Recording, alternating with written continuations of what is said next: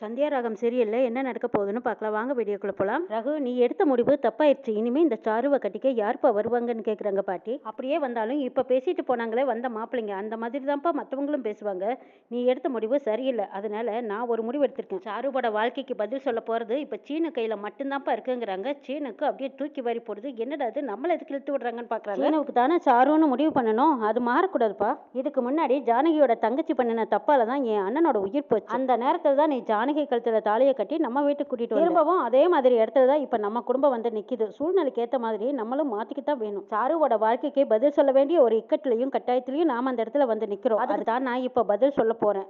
என் முடிவுக்கு யாரும் மறுப்பு சொல்ல மாட்டீங்கன்னு நினைக்கிறேன். அப்படி ஒருவேளை மறுப்பு தெரிவிச்சா என் அண்ணனுக்கு நடந்த கதிதான் எனக்கும். அம்மா, என்னம்மா நீங்க இப்படி எல்லாம் பேசிட்டு இருக்கீங்கன்னு சிவராமன் கேக்குறாங்க. ஆமாடா, ஒரு பொண்ணோட வாழ்க்கை நாசமாச்சுன்னா நம்ம குடும்பத்தையே பாதிக்கும். பரவாயில்லையே, நம்ம போடுற திட்டத்தை விட நம்ம பொண்ணு அருமையான திட்டம் போட்டிருக்கா. நம்ம பேசுறதுக்கு பதிலா இந்த அம்மாவே பேசுது. சரி, எப்படியோ சரியா நடந்தா சரின்னு நினைக்கிறாங்க மகாலிங்கம். அம்மா, இந்த மாப்பிளையை விட்டா வேறொரு மாப்பிளையே கிடையாது. சாருவுக்கு நல்ல மாப்பிளையே பார்க்கலாங்கிறாங்க சிவராமன். டேய், ஊருக்குள்ள எத்தனை மாப்பிளை வந்தாலும் இதே கேள்வி தாண்டா கேட்க போறாங்கன்னு கேக்குறாங்க பத்மா. அதுதான் ஊர் முழுக்க போஸ்ட் அடிச்சிருக்காங்கல்ல. இப்ப வந்துட்டு போனவங்களும் ஊர் முழுக்க சொல்லத்தான் போறாங்க. இதுக்கப்புறமா இன்னும் இந்த வீட்டுக்கு சாருவை பொண்ணு கேட்டு வர்றதுக்கு யாருமே தயங்கித்தான் நிப்பாங்கன்னு சொல்றாங்க பார்வதி.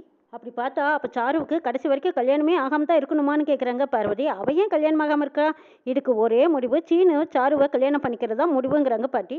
பாட்டி, நீங்க என்ன பேசிட்டு இருக்கிறீங்கன்னு சீனு கேக்குறாங்க. ஆமா சீனு, உனக்கும் சாருவுக்கும் தான் கல்யாணம் பண்ணணும்னு நாங்க முடிவு பண்ணணும். அதுக்குள்ள குறுக்க மாயா வந்துட்டா. நீங்க ரெண்டு பேரும் காதலிச்சிங்க, அதை ஒண்ணு நான் தப்பு சொல்ல வரலப்பா. காதலிச்சவங்க எல்லாருமே கல்யாணம் பண்ணிக்கிறது கிடையாது. ரகு எப்படி ஜானகியை கல்யாணம் பண்ணிக்க முடிவு எடுத்தானோ அதே மாதிரி சாருவோட வாழ்க்கையை காப்பாத்துறதுக்கு நீ ஒரு முடிவு எடுத்து தான் ஆகணுங்கிறாங்க பாட்டி. இந்த குடும்பத்துக்கு வந்த கெட்ட பேரையும் கலங்கத்தையும் தொடக்கணும்னா நீ சாருவை கல்யாணம் பண்ணித்தான் ஆகணும். இதெல்லாம் நாள் கணக்குல தள்ளி போடவே முடியாது. இங்கேயே இப்பவே நீ இப்ப சாரு கழுத்துல தாலி கட்டியே ஆகணுங்கிறாங்க பாட்டி. அம்மா, என்ன பேசுறீங்க நீங்க? இப்ப தானே சீனுவுக்கும் மாயாவுக்கும் நிச்சயம் பண்ணிருக்கோம்னு சொல்றாங்க. ஏங்க, அதுக்குன்னு ஏற்கனவே சாருவுக்கும் சீனுக்கும் தான் நிச்சயம் பண்ணணும். ஆனா அது இப்ப மாறலையே என்னங்கிறாங்க பார்வதி. திரும்பவும் சீனுவையும் சாருவையும் சேர்த்து வச்சா என்ன தப்பு? அத்தை சொல்றதுதான் கரெக்டுங்கிறாங்க பார்வதி. ஆமாங்கிறாங்க பத்மா.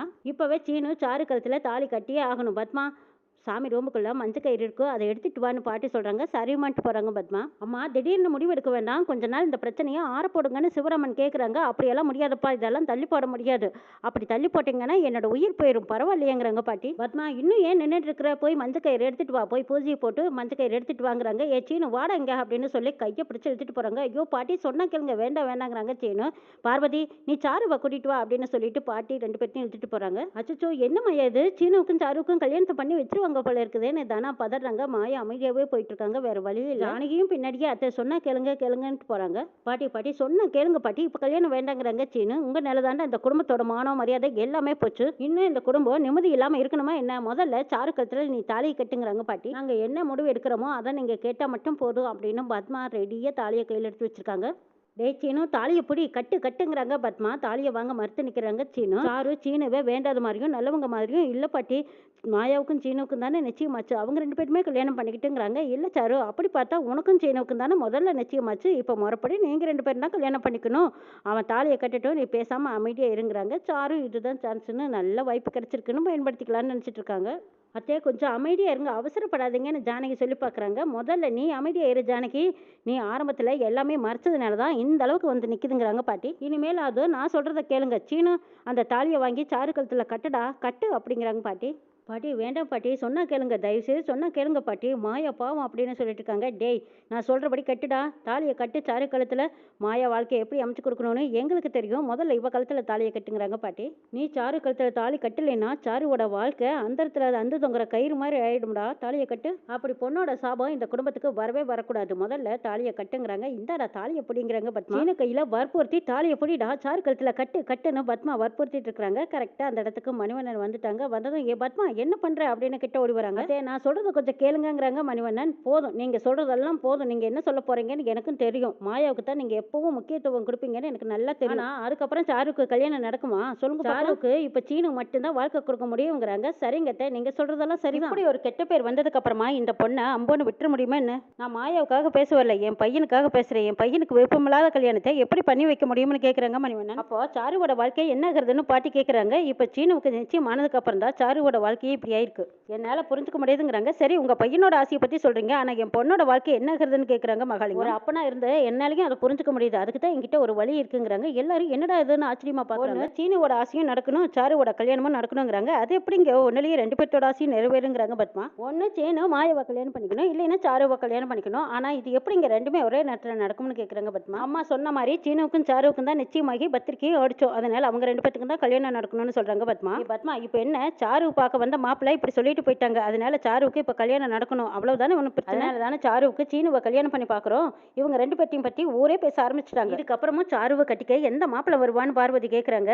தங்கச்சி அதுக்கெல்லாம் எப்பவே வந்துட்டான். அதுவும் இந்த வீட்லயே இருக்கான்னு சொன்னதுமே இந்த வீட்ல யாரு அப்படின்னு எல்லாருமே யோசிக்கிறாங்க. அண்ணா சாருவை கட்டிக்க இந்த வீட்ல சீனுவை தவிர வேற எந்த மாப்பிள்ளை இருக்கான்னு கேக்குறாங்க. ஒரு சிங்க குட்டி மாதிரி ஒரு மாப்பிள்ளை இருக்கான், இருங்க சொல்றேன் கூப்பிடுறேங்கிறாங்க மணிவண்ணன். டேய் என் சிங்க குட்டி வாட வெளியில அப்படிங்கிறாங்க. கதிர் தான் அப்படி வெளியும் சொல்லியுமா பட்டு வெஸ்டி பட்டு சட்டியில வெளியில வந்து அப்படி மாசம் நிக்கிறாரு. எல்லாத்துக்கும் வணக்கம் சொல்லிக்கிட்டு சீனு டே நீ இந்த பக்கம் வந்துடுடா, டே கதிர் இங்க நில்லடா அப்படின்னு சொல்லி மணிவண்ணன் கதிரை கொண்டு எடுத்துறாங்க. ஐயோ இவனா மாப்பிள்ளைன்னு கேக்குறாங்க. தானோ ஆமா சாருவுக்கு ஏத்த சரியான மாப்பிள்ளை நம்ம கதிரேசன் தான்ங்கிறாங்க மணிவண்ணன். ஜோடி பொருத்தம் ரொம்ப அஸ்தல இருக்குதல்ல அப்படின்னு மணிவண்ணன் எல்லாரும் மத்தியிலும் சொல்றாங்க. ஆனா நடந்தது என்னங்கிறத மணிவண்ணன் மட்டும் தனியா யோசிச்சு பாக்குறாங்க. மணிவண்ணன் கதிரேசனை கூப்பிடுறாங்க. என்னப்பா வெளியில போறியாங்கிறாங்க. ஆமா கொஞ்சம் வெளியில அர்ஜென்ட் வேலை இருக்கு அதனாலதான் அப்படிங்கிறாங்க. ஓ அப்படியா, இங்க நடக்கிறது எதுவுமே சரியில்லப்பா, உங்க சித்தி ரொம்ப சந்தோஷமா இருக்கா, சந்தோஷமா இருந்தா ஏதோ விவகாரம் இருக்குன்னு அர்த்தம்டாங்கிறாங்க. ஓ அப்படியா, ஏதோ புதுசா பிளான் பண்ற மாதிரியே இருக்குடாங்கிறாங்க. சாருவுக்கு மாப்பிள்ளை வர போறாங்கிற ஒரு சந்தோஷத்துல இருப்பாங்க. புதுசா சித்தி என்ன சந்தோஷப்பட போறாங்க, விடுங்க சித்தப்பா நீங்க சந்தேகப்படுற மாதிரி எல்லாம் இருக்காதுங்கிறாங்க கதிர். ஏய் சந்தேகமே இல்லடா, ஏதோ ஒரு வில்லங்க இருக்கு. ஆனா திடீர்னு மாயா கிட்ட சந்தோஷமா பேசிட்டு இருக்கா,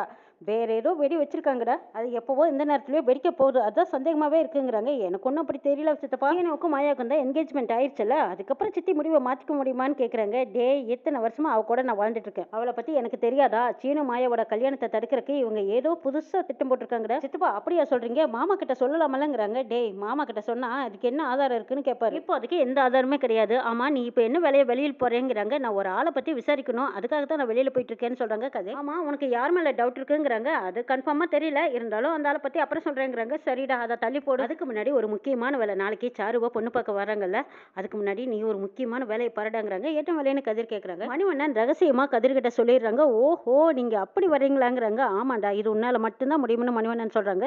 சரி விடுங்க பாத்துக்கலாம்னு சொல்லிட்டு போறாங்க கதிர். சீனு மாயாவோட கல்யாணத்தை தடுக்கிறதுக்கு நீ ஒரு பிளான் போட்டீன்னா அதை எப்படி முறியடிக்கிறதுன்னு எனக்கும் ஒரு பிளான் போட தெரியும்னு மணிவண்ணன் மனசுக்குள்ள நினைக்கிறாங்க. ஏய் பத்மா ஜெயிக்க போறது நீயா இல்ல இந்த மணிவண்ணன் நான் பாத்துக்கலாம், யார் பிளான் சக்சஸ் ஆகுதுன்னு பாக்கலாம்னு நினைச்சு பாக்குறாங்க மணிவண்ணன். மணிவண்ணன் போட்ட திட்டம் போலவே இப்ப கதிர் சாரு கழுத்துல தாலி கட்ட போறாங்க. இதை அங்கிருந்து யாருமே எதிர்பார்க்கல. ஜானகி ரகுராம் பார்த்து சைகை பண்றாங்க. என்னங்க இதை பத்தி நீங்க எதுவும் பேசாம அமைதியா நிக்கிறீங்களேங்கிறாங்க. ஆமா இதை பத்தி ஏதோ முதல்லயே திட்டம் போட்டு வச்சிருப்பாங்க போல இருக்கு, நம்ம எதுவும் பேச வேண்டாம்னு ரகுராம் ஓரமா ஒதுங்கி நினைக்கிறாங்க. என்னங்க சம்மதி யாரோ ஒருத்தர் கொண்டு வந்து இதுதான் மாப்பிள்ளைன்னு சொல்றீங்களேன்னு கேக்குறாங்க மகாலிங்கம். என்ன இப்படி சொல்றீங்க, கதிர் யாருன்னு தெரியுமா, இந்த வீட்டு பிள்ளை, நம்ம மாப்பிள்ளைக்கு தங்கச்சி பையன், இந்த வீட்டுல சீனு எப்படியோ அதே மாதிரி தான் இந்த கதிரேசனும். அட ஆமா இந்த விஷயம் நம்மளுக்கு தோணாமையே போச்சு, எப்படி பார்த்தாலும் நம்ம கதிர் சாருவுக்கு முறை பையன் தானே, அது எப்படிங்க சாருவுக்கு பார்த்த மாப்பிள்ளை சீனு தானே, முதல்லயே நம்ம பேசி வச்ச முடிவு தானுங்கிறாங்க பார்வதி. பார்வதி கதிர்க்கு என்ன குறை, அவன் நல்ல வேலையில இருக்கான், நல்ல பையன், நம்ம சொந்தம் வேற, இதுவரை இன்னும் வேற என்ன இருக்கு, மாப்பிள்ளை எல்லாமே தாண்டி அதை விட நம்ம மச்சானோட வளர்ப்பச்சே இந்த கதிரோட வளர்ப்பு, தப்பு சொல்ல முடியுமா, மாப்பிள்ளை மட்டும் ஒரு கோடு போட்டாங்கன்னா அந்த கோட்டை தாண்ட மாட்டான், அதுக்கு பக்கத்துல கூட போக மாட்டானே. என்னடா கதிர் நாங்க சொல்றதெல்லாம் சரிதானேன்னு கேக்குறாங்க மணிவண்ணன். ஐயோ என்னது என்னை இப்படி புகழ்ந்து தள்ளுறீங்களே, எனக்கு வெக்கமா இருக்குது, எனக்கு புகழ்ச்சி எல்லாம் பிடிக்காதுன்னு கதிர் நிலைறாங்க. எப்படி அடக்க உடக்கமா நல்ல பையனா இருக்கான், இப்படி ஒரு மாப்பிள்ளை நம்ம சாருக்கு எங்க தேடினாலும் கிடைக்க மாட்டானல்லங்கிறாங்க மணிவண்ணன். சரியான அதிகாரம் பண்றாங்க, நீங்க என்ன பேசிட்டு இருக்கீங்க, கதிருக்கு இந்த கல்யாணத்துல விருப்பம் இருக்க வேண்டாமா, சும்மா கட்டாயப்படுத்தி கல்யாணம் பண்ணி வைக்க முடியுமான்னு கேக்குறாங்க பத்மா. சீனுவுக்கு மட்டும் கட்டாயப்படுத்தி சாருவை கல்யாணம் பண்ணி வைக்கலாமா, ஆனா கதிர் யாரும் இந்த கல்யாணத்துல கட்டாயப்படுத்தல, நம்ம குடும்பத்தோட மானத்தை காப்பாத்திருக்கவே கதிர் வந்து முன்னாடி நிக்கிறான். என்னடா கதிர் பேசாம அமைதியா நிக்கிற, சாருவுக்கு நீ வாழ்க்கை கொடுக்க மாட்டியான்னு கேக்குறாங்க. ஐயோ என்ன சித்துப்பா வாழ்க்கை தானே கொடுத்துட்டா போச்சு, அப்புறம் என்ன ஏ பத்மா அந்த தாலியை கூடன்னு மணிவண்ணன் போய் வலுக்கட்டாயமா பத்மா கிட்ட புடுங்குறாங்க. ஐயோ நான் கொடுக்க மாட்டேங்கிறாங்க பத்மா. அட கொடு பத்மா அப்படின்னு புடுங்கிடுறாங்க. இந்தடா கதிர் இந்த தாலியை கட்டுன்னு சொல்லி தாலியை புடுங்கி கதிர் கையில கொடுக்குறாங்க. கதிரும் சந்தோஷமா வாங்கிக்கிறாங்க. சாருவோட கழுத்துக்கு நேரா கதிர் வச்சுக்கிட்டே சிரிக்கிறாரு. சாரு உனக்கு நான் வாழ்க்கை கொடுக்குறேன், நான் இருக்கேன், நீ கவலைப்படாதேன்னு தாலி கட்ட போறாங்க. சாரு ஐயோ வேண்டான்னு பதறிக்கிட்டு இருக்காங்க. மணிவண்ணன் வலுக்கட்டாயமா சாரு நீ கல்யாணம் பண்ணிக்கோ, கதிரை கட்டிக்கிட்டா சந்தோஷமா இருக்கலாம்னு சொல்லிட்டு இருக்காங்க. என்ன நடக்க போகுதுங்கிறதையும் நாளைக்கு சொல்ல பார்க்கலாம்.